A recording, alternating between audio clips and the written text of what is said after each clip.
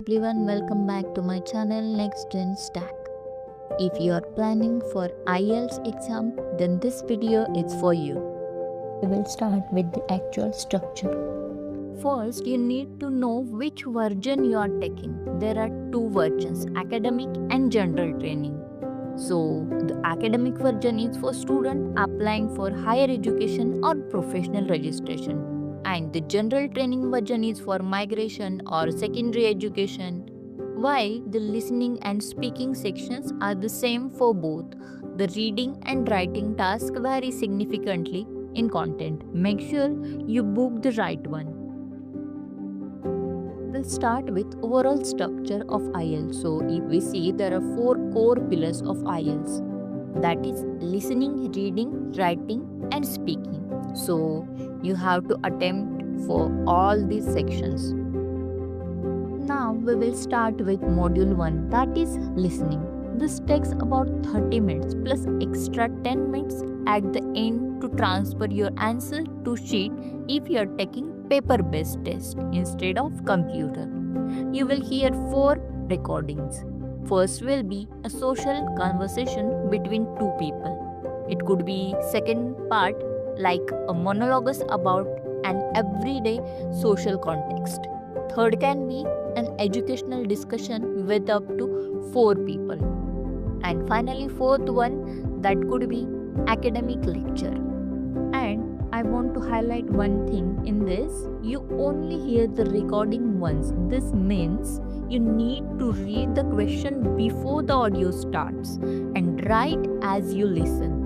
If you miss an answer, let it go and focus on the next one. So kindly consider tip. Next up is reading. You have exactly 60 minutes to answer 40 questions. In the academic version, you will tackle 3 long, heavy texts, usually from journals or books. In general training, the texts are shorter and more practical, like advertisements or company handbooks.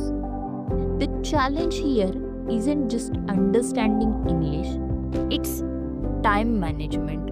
You don't have time to read every word. You need to master skimming for the gist and scamming for specific keywords. Now let's talk about writing.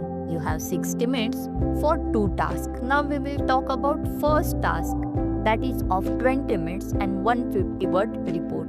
If you are academic, you are describing a chart or diagram, and if you are from general, then you are writing a letter in this section. Task 2, it is a big one, and in this section you will be having 40 minutes and 250 word essay you have to write. So you will be asked to argue a point of view or solve a problem for that particular essay. And one more thing that I want to highlight in this, task 2 is worth double the marks of task 1. So don't spend too much time on your graph description and leave yourself short for essay. Focus on structure, vocabulary, and most importantly, actually answering the prompt. Finally, the speaking module, very important module. This is a face-to-face interview that lasts for 11 to 14 minutes. It's broken into 3 parts. Part 1, that will be simple question and answering about your life. Part 2 will cover the long term. You get a cue card and 1 minute to prepare a 2-minute speech for it. And in part 3, a deeper discussion about the topic from part 2. The examiner isn't looking at your grammar, they are looking for fluency and coherence in this section. Think of it as a conversation, not an interrogation. We will see scoring weightage. All parts, listening, speaking, reading, and writing, are divided equally. So, all sections contribute equally 25% for this exam.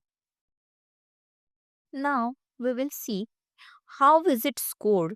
Each module is graded from band 1 to 9. Your final score is the average of all 4 sections.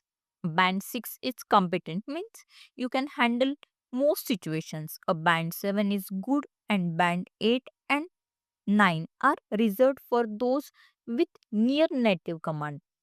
most universities look for band 6.5 or 7.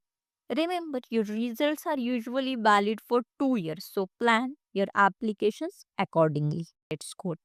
If you found this breakdown helpful, hit that like button and subscribe for our upcoming videos where we dive deep into specific strategies for each module. Got a question about the test?